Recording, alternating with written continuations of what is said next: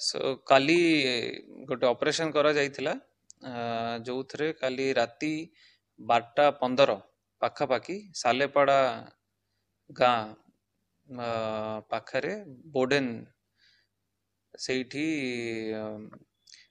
गोटे 407 टाटा 407 रे खैर काठ लोड होके जाउथला ताकू जबत करा जायछि और 2 जन को डिटेन करा जायछि आउ या छड़ा से काठ गुड़ाक मेजरमेंट करा गला तो 152टा काठ थिला आउ 2336 केजी बाहरी एबे तदंत चली आउ जहा खबर मिली कि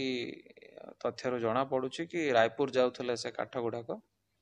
बाकी एबे भी इन्वेस्टिगेशन चली आउ जहा जना पड़िबो आपन को जणाई दिया जिवो